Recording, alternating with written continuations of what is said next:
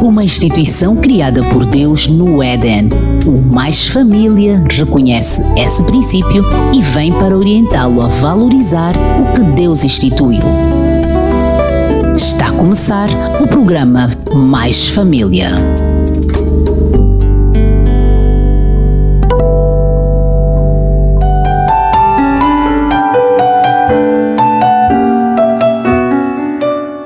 Amigo ouvinte, já chegamos e bem dispostos porque temos a certeza que você nos acompanha. Por essa razão, convidamo-lo a continuar desse lado até o fim. Olha que só o Mais Família lhe passa boa disposição, orientação e sabedoria. E como Mais Família é tudo isso, hoje falaremos de um novo tema em como educar os filhos, prevenindo-os às feridas emocionais do futuro. Em torno desse tema estará a nossa psicóloga, Giovânia Macosa. Olá, seja muito bem-vinda. Gosto, muito obrigada, amada. Caleta, é sempre um prazer. Mas hoje eu quero olhar, só que agora tenho de me virar sempre. Mas é sempre um prazer estar aqui. Igualmente. Em casa. É casa. Já estamos em casa mesmo. Como tem sido? Olha, nunca perguntamos sobre isso. Como tem sido o seu dia a dia como psicóloga? Eu, para além da psicologia, tenho formação em educação da primeira infância também.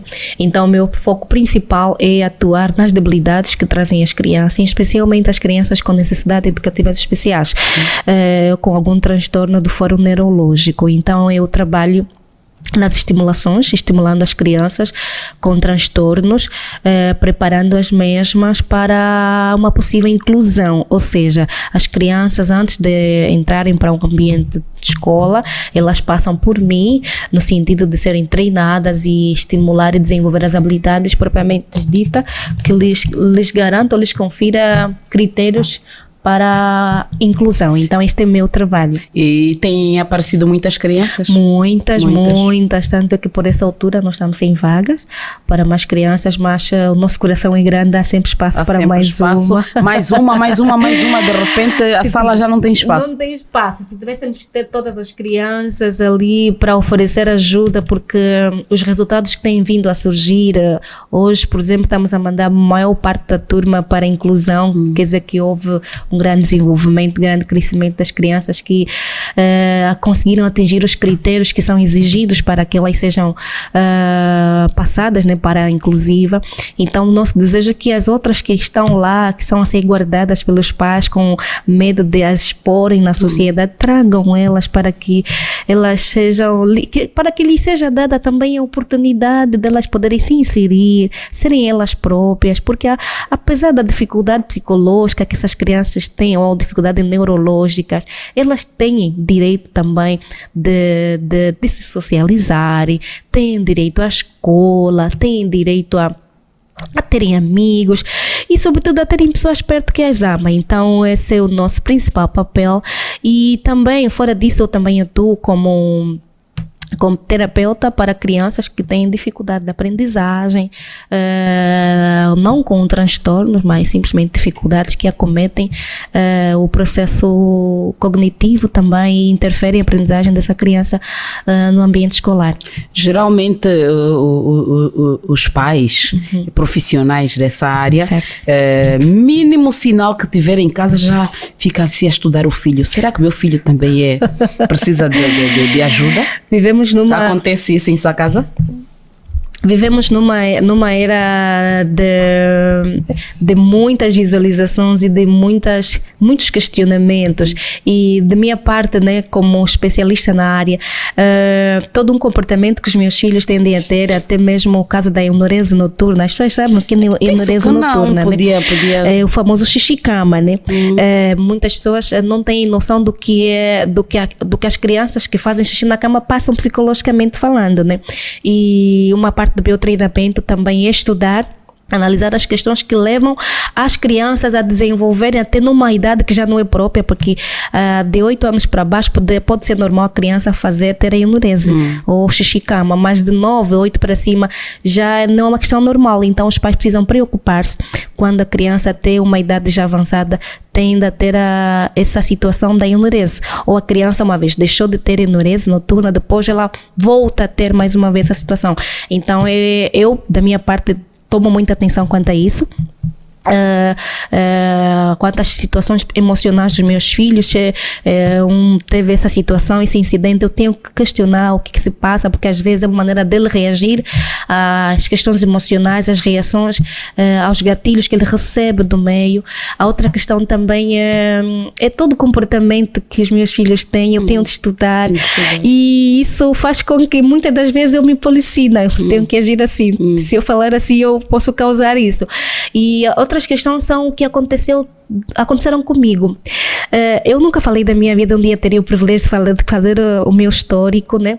Eu fiz educação, mas depois fui apaixonada a estudar psicologia e continuo estudando até hoje, porque o meu foco ainda é maior. Vários estudos que eu faço, várias analogias que eu faço, para além do que se recebe na academia, eu estudo em mim própria, porque quem eu sou hoje me permitiu. As coisas que eu vivi anteriormente, né, fizeram de mim quem eu sou hoje. Aí vocês hoje veem, ouvem essa doutora que está aqui a falar bonito, mas não sequer imaginam o tanto de dificuldades que eu vivi psicologicamente falando, traumas que até hoje, adulta, vivo, sofro, e o sofrimento que eu vivo disso me fazem dizer, não, eu preciso alertar as pessoas para que as pessoas percebam, previnam-se, porque é aquilo que falamos em outros programas, que quando você previne as situações, identifica mais cedo, fica mais fácil trabalhá-las, mas quando você identificar tarde, você vai se esforçar, já fica um pouquinho complicado, fica difícil, você chora, lembra aqueles adultos no quarto que choram, que negam-se a si próprios, não gostam de ser que são, não gostam de reagir como reagem, gostavam de reagir diferente, mas em função do que eles receberam da carga genética, do que eles receberam no meio, de que eles aprenderam visualizando os seus tutores, fizeram deles quem eles são. Então eu vejo isso e vivo trabalhando hoje como embaixadora da prevenção, da boa educação, tanto é que o meu próximo livro vai falar sobre as metodologias adequadas a se usar no processo da criação, educação dos filhos também, porque aí eu trarei parte de mim, do meu conto, de todas as barreiras que eu fui passando e muitas ainda que eu venho passando, e às vezes causam-me lágrima, dor e sofrimento, porque eu preciso trabalhar e lapidar. Eu faço isso consciente, mas há adultos que não têm consciência disso, vivem, muitos a terem problemas relacionais, muitos a terem problemas até no casamento, porque elas não se conhecem, não sabem que se calhar o modo como elas reagem agora é um sistema de mecanismo de defesa por conta dos traumas que elas trazem desde a tenra idade. Eu sempre falo, a primeira educação é a base para uma vida bem estável, para uma vida bem sucedida. Agora um livro, não sei se a Amanda Caleta percebeu, que é Novo Tempo, que a Darleide Alves escreveu, intitulado Pais Preparados, Filhos de Caráter. Já. Eu aconselho, né, todos nós a lermos, a analisarmos, porque traz abordagem muito boas para todos nós, pais e educadores, no sentido de usarmos as ferramentas próprias no momento certo. Para não criar as feridas emocionais. Porque às vezes não é a maneira errada de educar ou que os pais são errados. É que existem ferramentas que são usadas em momentos inapropriados.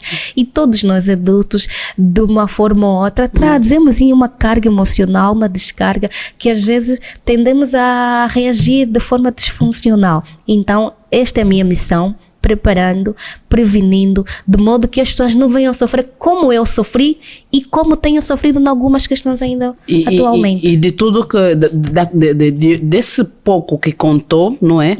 E esperamos que seja tudo. Sente que leva consigo alguma ferida emocional?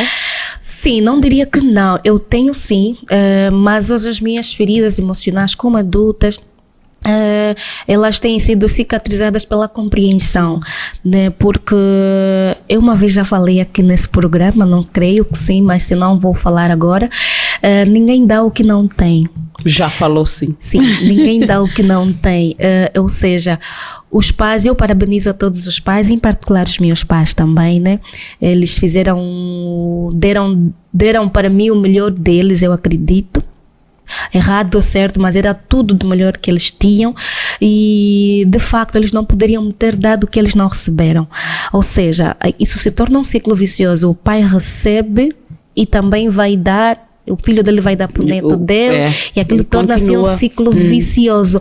Então, se não vier alguém que quebra isso, alguém que venha trazer bagagem, abordagem, que faça com que as pessoas mudam de ideologia e modo de comportamento, aquilo, o ciclo vai girando. Então, nós somos fruto de quem nossos pais foram. Os nossos pais são fruto de quem os pais deles foram para eles. Então, eu não podia, nem devo exigir que os meus pais, ou condenar os meus pais por não terem educado como eles me educaram, porque era tudo que eles tinham. E igualmente, os pais atuais que são muito vencedores, permitam-me aqui parabenizar a todos os pais que lutam, acordam de manhã cedinho, muitas das vezes, né, deixam de viver por eles próprios. Aqueles pais que, mesmo às vezes cansados, chegam a casa, sentam ainda, tiram aquele tempinho para sentar com os filhos, para perguntar a cada um deles como foi o dia, para brincar, nem que for por 5 minutinhos. A estes pais eu bato pala. Eles merecem toda a nossos aplausos, porque os bons pais não se identificam pelas obras ou pela quantidade de presente que dão aos filhos, mas pelo tempo de qualidade que eles tiram, porque às vezes as feridas emocionais, já entrando na nossa temática, né, tende a surgirem muitas das vezes por conta da ausência dos pais. Os pais não sabem que mesmo o fato, ou só pelo fato dele estar ausente, está a criar um sentimento de abandono no filho, e o filho futuramente pode desenvolver uma neurose do abandono, e essa neurose do abandono fará com que futuramente, quando adulto, ele desenvolva comportamentos para que não se sinta, ou para prevenir possíveis abandonos. Crianças assim podem ser aqueles esposos, amada Calete, que controla a esposa a todo momento. Estás aonde? Não quer ficar sozinho, quer acompanhar a esposa em tudo quanto é canto, ou pode ser vice-versa. Essas pessoas podem estar podem estar diante de sinais de neuroses traumáticas por conta do abandono. Imagina, pessoas que possivelmente não se conheçam assim, podem ter em situações, muitos problemas, até a chegar ao divórcio, mas uma vez conhecendo, uma vez prevenindo, essas situações acabam sendo mais amenizadas, né? Mais compreendidas pelas pessoas que vivem dentro de um teto. Então, as feridas emocionais, elas causam, interferem na nossa convivência, na nossa maneira de reagir, no nosso fórum social. Então, elas precisam ser identificadas, mas antes mesmo de as identificarmos, precisamos preveni-las. E nós, os pais, claro, né? Somos aqueles seres, né? Somos os indivíduos que precisamos promover essa prevenção, aprendendo dia a cada dia. Nenhum pai é perfeito, amado pai, nem mesmo eu que estou aqui falando para si tenha traços de perfeição. Todos nós lutamos e aprendemos, e Jesus falou em sua palavra, né, que o meu povo perece por falta de conhecimento. Então a palavra de Deus tem belíssimas instruções para nós, os pais. A ciência hoje apresenta diversas ferramentas que nos podem servir como via propriamente dita para melhor educarmos e instruirmos nossos filhos, porque ninguém passou na escola de pai, amada Calete.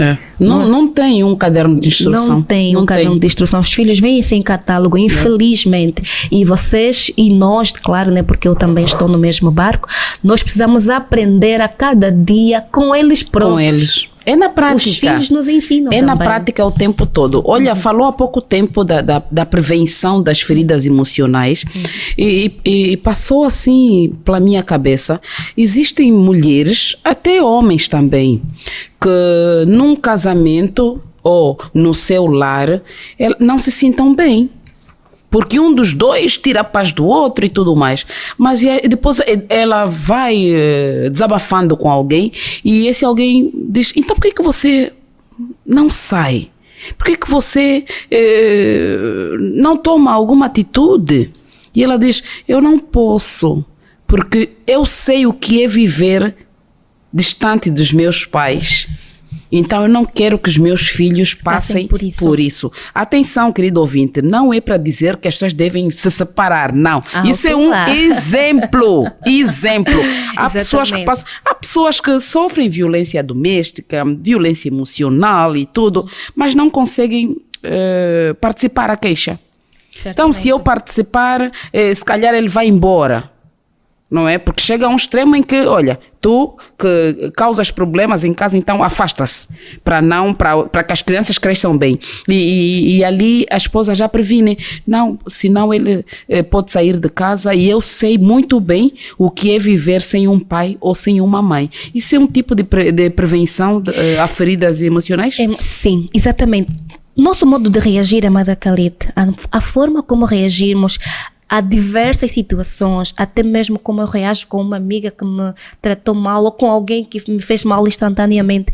A maneira como eu vou reagir é em função dos traumas emocionais que eu carrego. Às vezes eu não estou a reagir para me defender da situação no momento, mas é para me reagir da situação que aconteceu lá atrás.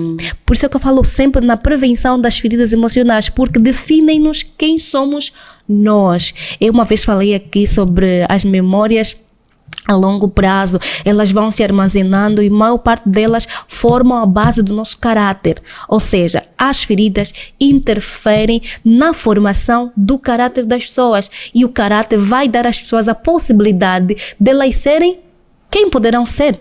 Então, as pessoas, Deus fez as pessoas perfeitas. Nós fomos feitas à imagem e semelhança de Deus. Nenhum ser humano foi feito para sofrer, mas infelizmente entrou um intruso.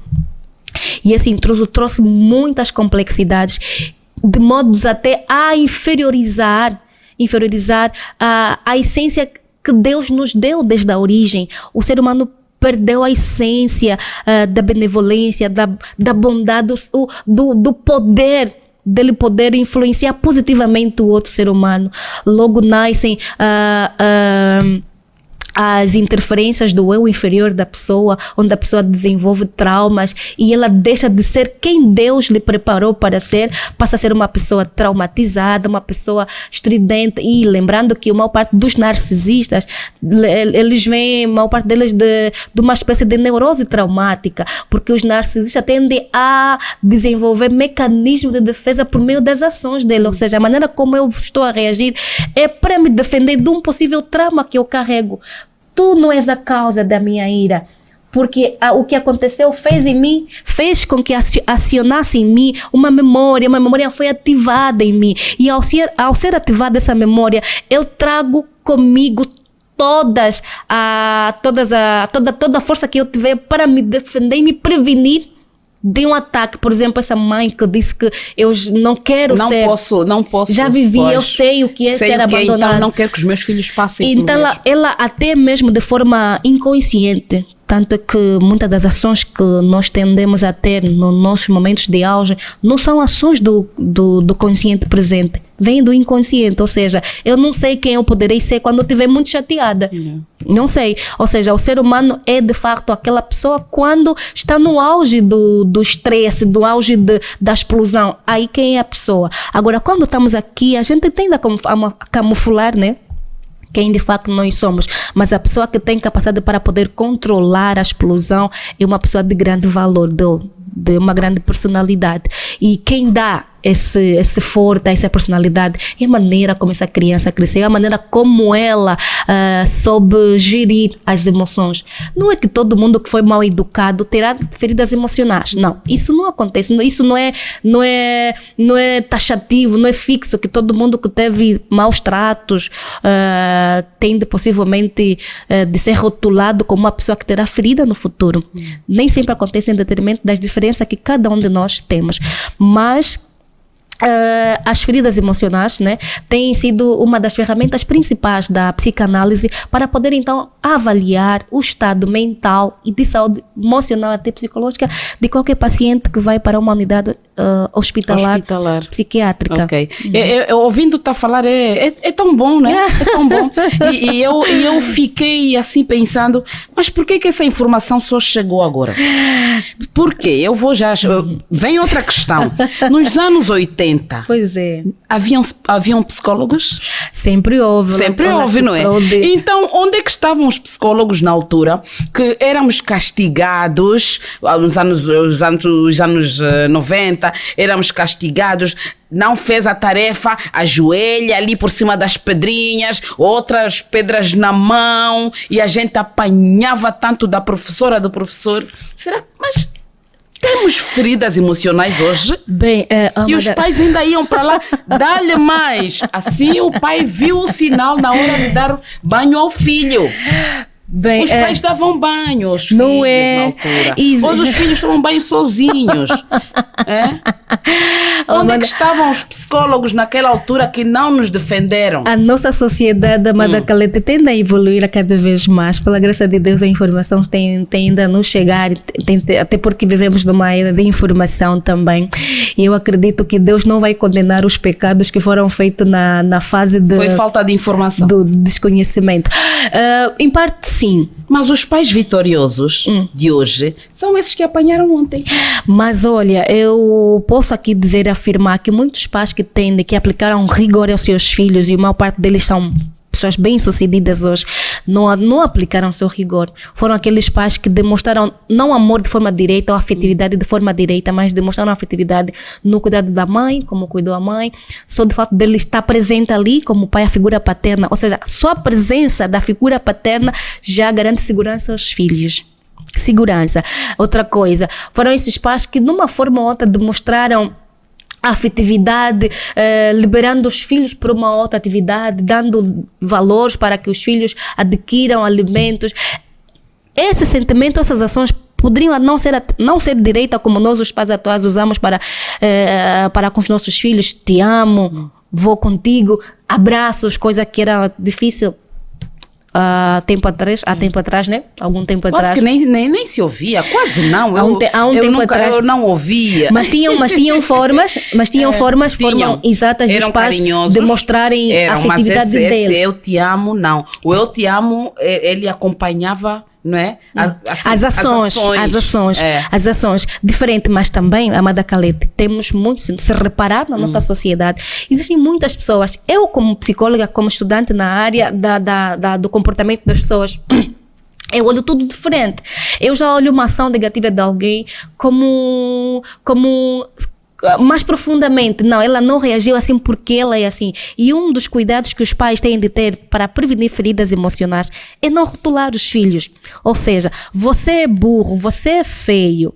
Naquele tempo éramos chamados assim: seu burro, tá aí todo sujo, sai daí, seu feio. Não é que chega mas os pais estão aqui hoje. Não é que chega em algum momento da vida que você não se encara bonito? Não se sente bonito. Não, olhamos mesmo pro espelho e tá bonito.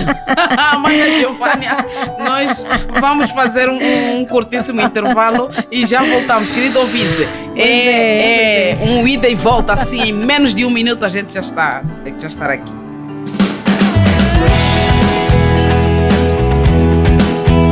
Rádio Advento 93.9, a sintonia da esperança. Você sabia que a sua mente também pode ficar doente? Sabe, aquele cansaço, falta de energia e falta de vontade de fazer as coisas que antes lhe davam prazer?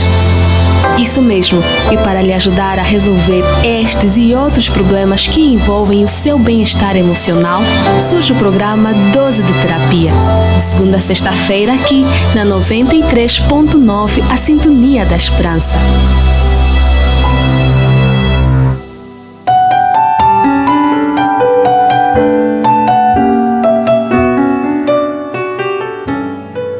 Olá, querido ouvinte, assim como prometemos, já estamos aqui, já estamos de volta. Para quem só agora sintonizou, saiba que esta é a Rádio Adventos, 93.9, e o programa que ouve é o Mais Família, aquele que tem o objetivo de orientá-lo a resolver os seus problemas de maneira saudável. Hoje estamos aqui com a doutora Giovânia Macosa, ela é psicóloga, e estamos a falar sobre como educar os filhos prevenindo das feridas emocionais no futuro. Doutora, vamos continuar? Vamos. Eu dizia que nos anos 80 apanhávamos tanto e tudo, éramos rotulados pelos pais, seu feio, olha como é que você tá, seu burro. Mas as feridas emocionais não são vistas hoje. A maior parte dos traços de caráter que tendem a se referir nas feridas emocionais têm sido visualizados, só que não identificados. Se reparar no que acontece no nosso meio social, nas nossas amizades, temos muitas situações muitos problemas de relacionamentos interpessoais, situações de trabalho. Temos ainda situações é muito recorrente de vermos pessoas que falam das outras pessoas, que falam mal das outras pessoas, que tendem simplesmente censuram, a se focar simplesmente no erro das pessoas. As pessoas que só apontam, só veem o lado negativo. Só negativo, nunca soubem ver nada. Essa pessoa, não é que ela é assim hoje. Não isso podemos caracterizar como uma ferida emocional? São mecanismos que ela usa para poder se defender da ferida emocional que ela carrega. Ou será que ela ouvia algum adulto da família falando também de alguém e aprendeu? É um mecanismo de defesa às reprovações que ela recebeu. A criança muito reprovada, que está sempre a receber reprovações, tem tendência de reprovar as outras também. E futuramente será aquela pessoa muito crítica. Porque foi muito reprovada. É só controlar como as nossas crianças reagem. A criança que mais elogia as outras, que tem tendência de partilhar sempre o lanchinho, é aquela que recebe. Lembra da nossa teoria que nós criamos aqui, de que ninguém dá? O que não tem, o que não recebe. A criança reflete tudo aquilo que recebeu. Então, pessoas que têm a tendência de só se focarem no erro, de apontarem um erro, não conseguem elogiar a outra pessoa, especialmente nós as mulheres. Temos dificuldade de elogiarmos as outras quando estão bonitas. Não é porque a gente gosta de ser assim, escolheu ser assim, não. É porque vivemos, acarretamos traumas de reprovações lá embaixo. Os nossos pais reprovaram. Aliás, não é errado os pais reprovarem. Os pais precisam, sim, corrigindo os filhos, reprovando algumas ações, substituindo as mesmas. Mas não rotularem, não é? Não devem rotular. E não criar, fazer a vida inteira. De manhã a mãe corrigiu o filho, à noite veio-lhe corrigir, o filho dorme com correção, acorda com correção. Aquela questão que os pais precisam descontar um pouco também, quebrar um copo. Mas então os filhos não aprendem com repetições? Não, repetições que lhes incentivam e que lhes encorajam, não que de reprovação. Lhes condenam. Pode até reprovar, mas que não seja constante, porque ela vai rotular-se e vai... e aquelas mães, olha a cara dele, cabeça grande,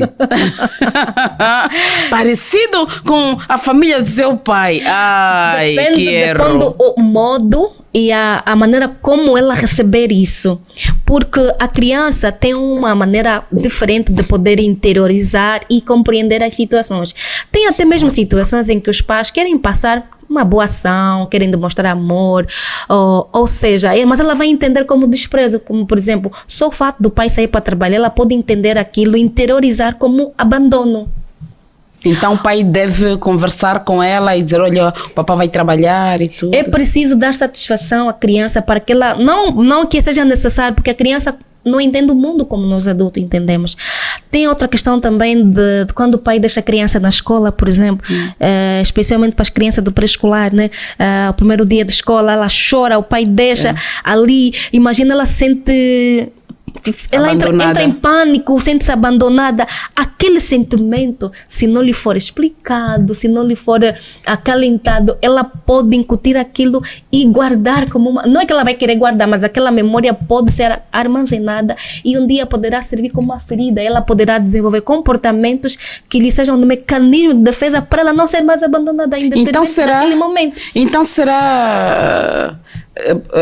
temos visto crianças, não é? De tantos pais fugirem, olha, leva lá dentro e ele vai, leva a mãe, vai. E ela às tantas já não quer, pega as sandálias e fica ao lado. Vai, olha, a Fana está a chamar, olha, tem chocolate, nada, pode trazer o chocolate aqui. E muitas são feridas já. Aprendem a mentir, também por conta disso. Eu digo assim, o pai está a ir, mas ele diz que está a vir.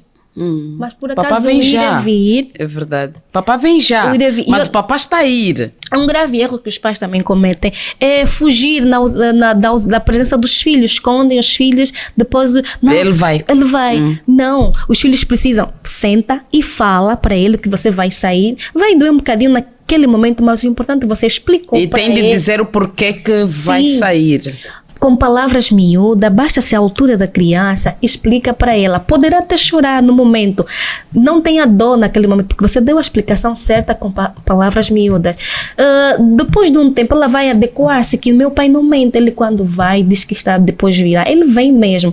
E ele quando diz que vai trazer algo, ele traz, ele cumpre. Então, esse comportamento, ou tais comportamentos, começam a servir como base para fortalecer ou enfraquecer a personalidade que essa criança ou que esse indivíduo, enquanto criança, poderá ter amanhã, também quando tiver sua família. Então, nós somos hoje, as pessoas adultas, reagimos como reagimos em função do meio em que cada um cresceu. Claro, né? Um reagiu diferente do outro em função das diferenças que cada um de nós tem, metabólicas, enfim, nós tendemos a reagir de formas diferentes, temos estruturas, reações diferentes, então acabamos saindo diferente, ou seja, um grupo de filhos acaba não tendo o mesmo perfil, mesmo sendo criado por pais, pelo mesmo pai e pela mesma mãe. Pela mesma mãe, de facto, mas acabam tendo perfis diferentes em função do perfil, né, de cada um, que cada um possui, porque não existe um ser humano igual ao outro. Mas existe uma linha contínua que acabarão tendo em quase todos os filhos. O que vai diferenciar, o que vai definir o grau de maturidade desses filhos é a abertura cognitiva, é o modo de como as pessoas veem o mundo, como eu vejo o mundo, como eu encaro alguém que antes era minha amiga e agora me desprezo. Como eu devo reagir? Imagina, alguém foi muito minha amiga, hoje ela nem olha para mim. Como eu devo encarar essa pessoa? Como eu devo olhar, entender isso? Há quem poderia traumatizar-se, poderia chorar, poderia questionar, poderia isolar-se por conta disso, poderia falar mal, talvez, né? Mas há alguém com uma maturidade bem mais ampla, uma compreensão bem mais aberta, poderia dizer não. Deus, muitas das vezes, permitem que cheguem pessoas na nossa vida e quando elas cumprem a missão pelas quais Deus as designou, elas têm de ir, nós temos de as deixar ir para que outras pessoas venham. Então, se você perdeu uma amiga, alguém se foi sem dar justificativa, não sofra. Possivelmente seja um caminho de bênção que se abriu em sua vida. Então, aceite isso, porque Deus não manda anjos com asas, né? Deus envia anjos igual a você, personificados.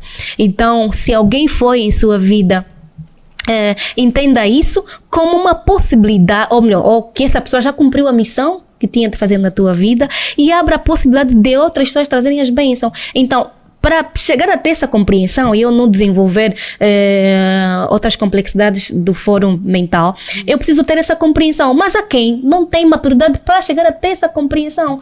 A prova disso é o que se vive na adolescência, na adolescência hoje, que é o indivíduo que tem constante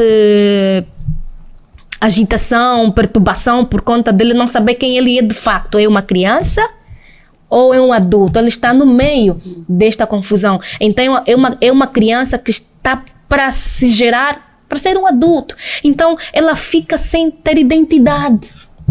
Então, tudo que ela viver nessa fase vai parecer que, para nós os pais, né, que passa da incompreensão dela, nós não entendemos e queremos que elas vivam como nós entendemos e elas não entendam. Quando o pai diz, não vai, estuda, minha filha. Há adolescentes que não querem saber disso. E o facto de elas não quererem saber disso demanda o nível baixo de compreensão que elas têm. Ou seja, elas não chegaram no nível de maturidade de compreensão. Quando é que elas chegam? Quando vivem a situação. E por que não chegaram? Porque há adolescentes que não demonstram, ou melhor, não dão tanto trabalho quanto outras. O nosso cérebro quanto outros. Não entende quando não contextualiza. Eu só vou compreender um assunto quando contextualizar. Isso acontece com muitos estudantes nas academias, que às vezes eles acham que vão para a academia para aprenderem. Se forem para aprender um conhecimento que nunca ouviram, nunca vão aprender. Eles têm de ir à academia para desenvolver o que eles já sabem. Então, o adolescente, se ele não chegou à compreensão porque aquele assunto não lhe chegou à maturidade. Muitos de nós vivemos assim também. Só entendemos, de facto, a dor do outro quando você passa pela dor. Então, o conhecimento é contextualizado cognitivamente. Eu ouvi, vi, e ao poder desenvolver um conhecimento é porque eu já tenho um preconceito, já tenho algo preconcebido, e isso vai sendo desenvolvido até eu chegar à maturidade do conhecimento. O mesmo acontece com os adolescentes. Os adolescentes, por isso os pais não precisam quer dizer, precisamos ter força, não é fácil, né? Poder lidar com esta fase. Para muitos, não são todos adolescentes que tendem a ter várias crises, e a maior parte das vidas emocionais tendem a serem abertas nessa fase, porque é a fase em que o adolescente quer ser ele próprio, quer demonstrar, quer experimentar, porque ele ganhou autonomia para se expressar. Esta fase, porque antes dessa fase ele só recebia a ordem, ele obedecia, mas os adolescentes começam a ganhar a autonomia nesta fase. Então é uma fase meio que complicada para eles, mas com cautela, com conversa, acima de tudo. Na prática, as contingências são reduzidas. Então, e a principal figura de destaque aqui é o pai. Tanto para os rapazes quanto para as meninas. As meninas que não têm, né? Não tiveram uma figura de pai solidificada, bem consistente, têm dificuldade hoje nos seus casamentos. São mulheres que não conseguem serem boas esposas, porque elas não conseguem confiar na figura do marido, porque a figura do marido, que poderia ser do pai, a imagem, não lhe foi bem passado, foi quebrada. Então tem dificuldade de poder lidarem com isso. Muitas têm dificuldade, para muitos homens, no caso, têm dificuldade de serem bons maridos também. E agem de forma inapropriada por conta de não terem uma imagem com que se identificar. E às vezes acabam se identificando ou se vinculando às amizades na rua, que de facto acabam não sendo a melhor escolha. E tudo isso porque houve uma lacuna, houve a falta de preenchimento. Às vezes as feridas emocionais não vêm só por palavras difíceis, duras, por rótulos, pode vir também pelo fato dos pais estarem ausentes. Por isso precisamos prestar a máxima atenção. A ausência que temos dado aos nossos filhos, né? Eu sei que o trabalho dignifica o homem, é próprio para o nosso sustento, Deus deu essa ordem para os homens, mas não nos esqueçamos que lá atrás a gente deixou os nossos filhos e eles precisam de nós, e se a gente não preencher essa lacuna, vai continuar vazia. Imagina, o tambor vazio, o que é que faz? Muito barulho. Muito barulho mesmo. Então, é preciso preencher. Uma pessoa bem preenchida não faz barulho quando adulto. Então, se há um adulto a fazer muito barulho, muita confusão, complicar os outros, não consegue se inserir no meio dos outros, está sempre a criticar os outros, é porque é alguém que Porque se ele deixou um vazio dentro, então é necessário que se preencha. E os pais de agora, nós os pais de agora, precisamos ter a máxima atenção a esse vazio, porque se não for preenchido, tornar-se-á em feridas. E essas feridas vão dar às crianças, no futuro adultas, no caso, mecanismos de defesas inapropriados, ou seja, forma de reação inapropriadas. E como lidar com as feridas emocionais? Bem, uma vez identificadas, né, o primeiro passo é o autoconhecimento. A pessoa precisa conhecer e saber quais são as raízes. Lembra que falamos outra vez no programa que uma das ferramentas principais da psicanálise é estudar os traumas, as neuroses traumáticas que essa pessoa traz, o que ela passou, o que você viveu, quem foram os teus pais, como foi o ambiente familiar, como foi os teus pais se separaram, por exemplo, filhos de pais separados tendem a ser pessoas que com maior tendência de abandonar o trabalho, sem vigor, sem vontade de desenvolverem na vida. Muito, não são todos, mas alguns são pessoas que também desenvolvem outros traumas. E muitos tendem a enveredar, por exemplo, para a delinquência, no caso de adolescentes. Então, essas feridas precisam ser acauteladas. Algumas não têm como, vão mesmo passar por conta da nossa fragilidade. Somos todos defeituosos como seres humanos, mas eu digo sempre uma coisa: existe uma metodologia que acaba lapidando todo qualquer defeito de um pai. É a presença, o tempo de qualidade que o pai tira, a mãe tira para dar para esse filho, o fato de você sentar e nem que forem poucos minutos demonstrar, ou então demonstrar em atos e ações de facto que garantam segurança e proteção a esse filho. Então, ouvindo tudo isso, eu já pergunto: como educar nos dias de hoje? Marco Maias é um psicólogo que também é educador. Eu aprecio muito as suas falas. Uma das suas abordagens, quando entrevistado, ele disse que os pais precisam tomar atenção a duas ferramentas principais para educar os filhos. E não falha, de facto. Essas ferramentas são amor, ou seja, amor e rigor. Amor, rigor. Mas esse rigor que a psicologia reprova. Não, a psicologia não reprova o rigor. É uma das ferramentas propriamente essenciais para a educação. Os pais rigorosos tendem a ter filhos mais equilibrados, mas o rigor tende a caminhar junto com o amor. Ou seja, eu corrijo os meus filhos, disciplino eles severamente, coloco eles a fazer as atividades em casa, exijo, mas também, por outro lado, eu estou os amando. Isso fará com que eles confiam em nós, eles se sintam protegidos e eles entenderão que quando o pai me pôr a lavar a louça, se o pai ou a mãe me pôr a lavar a louça, me pôr a arrumar a cama, não é porque ele não me ama, é porque ele me ama. E eu, quando faço isso, meu pai fica mais feliz. Então vou repetir isso porque eu sei que é uma ação boa. Mas quando eu erro, o meu pai corrige-me. Porque o pai, a mãe, que Deus espera de nós, é aquele que não passa a mão na cabeça diante dos erros dos filhos. Uma das coisas também a evitar, que os pais precisam evitar, é expor os filhos a terceiros. Olha, esse miúdo, ele fez isso, ele nem tem juízo, fez aquilo. Estás a falar do teu filho às amigas, ele está aí presente. Meu Deus, baixa de forma a autoestima da criança. Olha, mas antigamente era assim. A mãe, alguém chegava a uma mãe e dizia: olha, seu filho namora. E ela dizia: namora com quem? Com a filha da fulana? Ok. Quando encontrar os dois, você namora com meu filho. Esse que eu é que faço isso por ele, eu é que faço isso por ele. Vai aí para o quarto dele para ver como é que está desarrumado.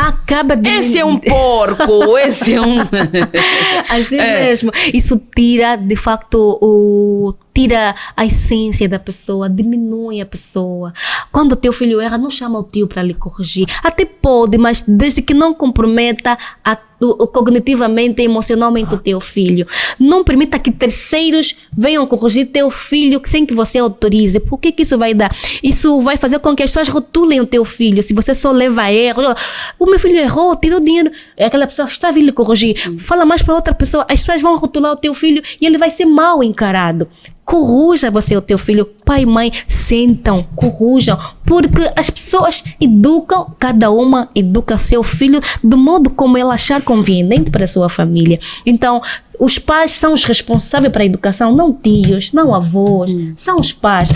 Na ausência dos pais, podem ser outras pessoas a poderem ajudar nesse processo. Mas os pais são eles os responsáveis que devem, e uma vez que a correção venha dos pais, das pessoas que amam, essa correção é bem aceita. Agora, se vir de tios, pessoas que não nos conhecem, não sabem como a gente dorme, como a gente sente, não sabem como a gente... como a gente vive. E essa pessoa vem nos corrigir e às vezes tranca-nos a cara e a gente não tem aquele vínculo emocional, porque às vezes para você receber também a correção de alguém é preciso e confiar nela, né, no caso, você tem que ter um vínculo emocional com essa pessoa, um vínculo afetivo.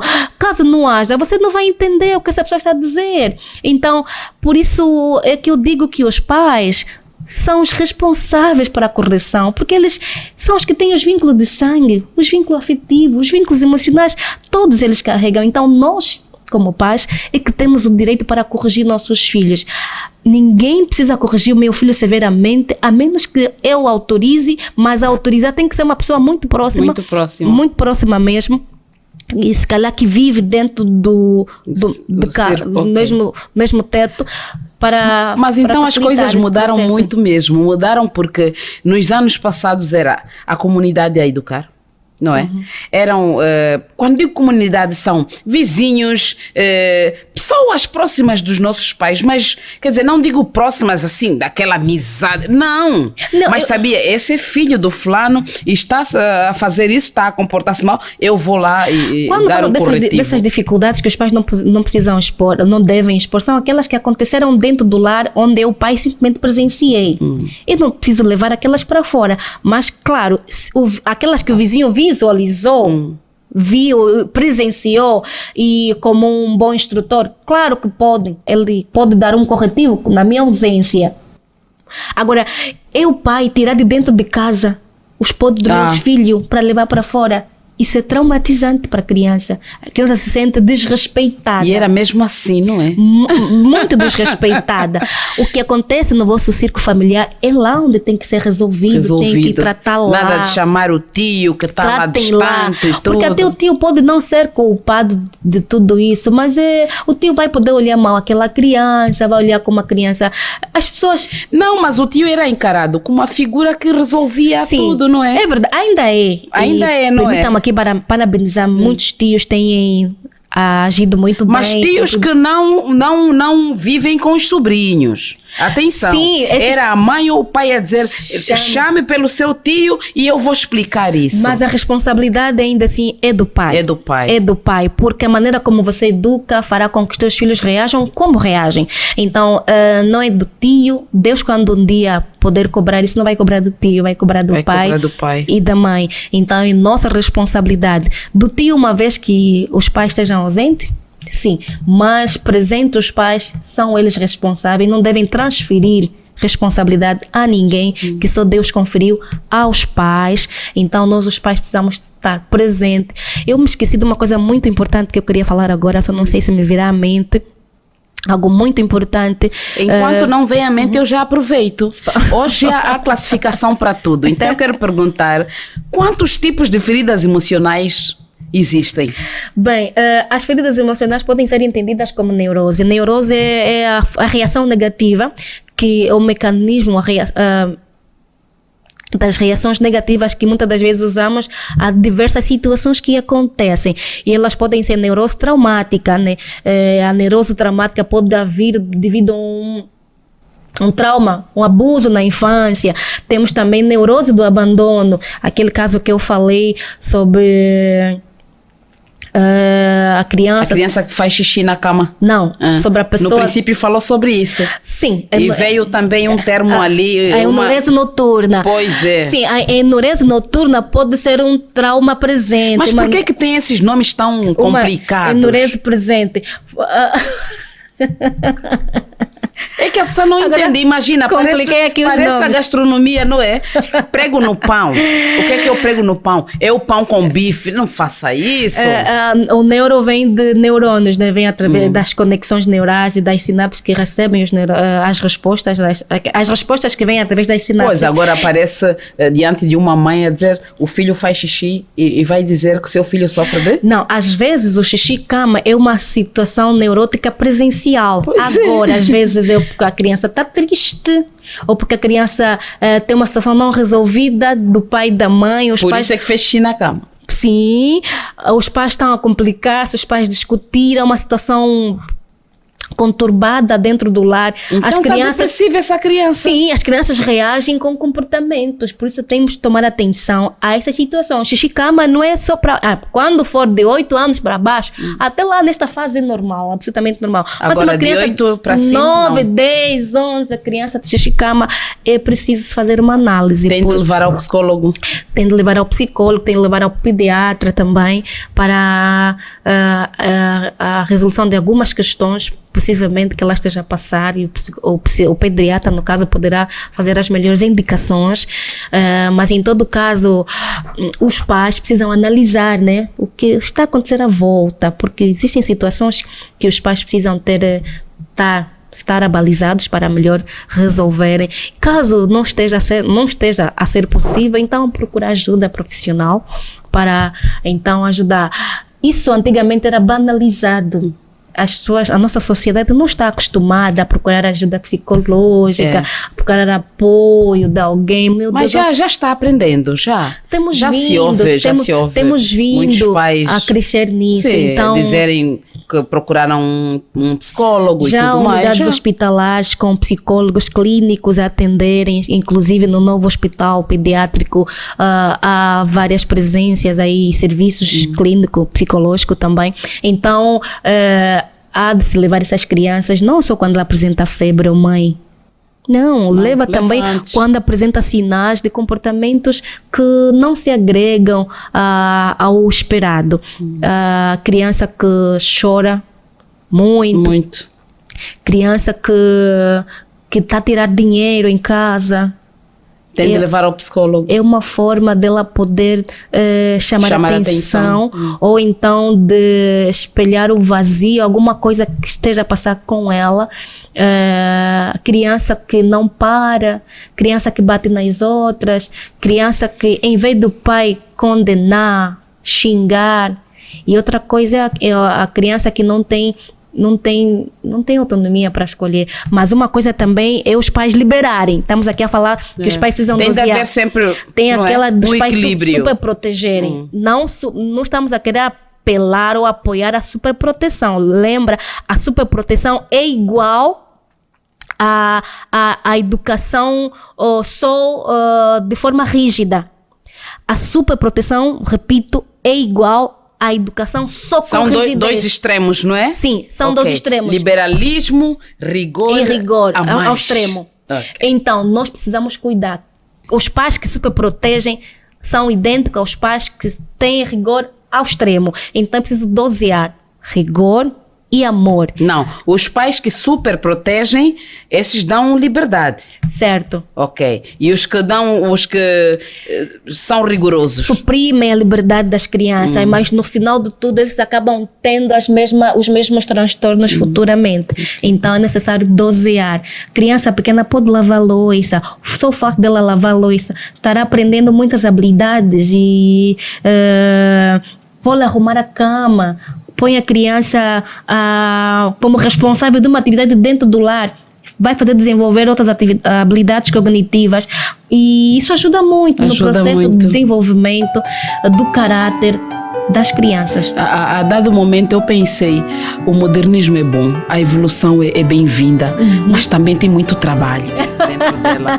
Querido ouvinte, assim terminou a nossa conversa com a doutora Giovânia Macosa, ela que é psicóloga. Ela explicou-nos aqui uma série de coisas para educar as crianças. Olha, hoje não está fácil. Essas crianças são mesmo pequenos reis, não é? Pequenas rainhas. Então, foi assim a nossa conversa. Assim que nos acompanhou, só nos resta agradecer. Muito obrigada por estar ali desse lado. Obrigada pela sua companhia. E nos torna felizes, muito felizes mesmo. E aqui do nosso lado, dizer que o Mais Família teve a coordenação de Zacarias dos Santos, supervisão de Soraya Laureano, técnica e sonoplastia de Luciana Mucage, produção e apresentação de Conceição Calete. Eu já sei que você sabe o que eu vou dizer. Até a próxima edição. Tchau! Família, uma instituição criada por Deus no Éden. O Mais Família reconhece esse princípio e vem para orientá-lo a valorizar o que Deus instituiu. Mais Família.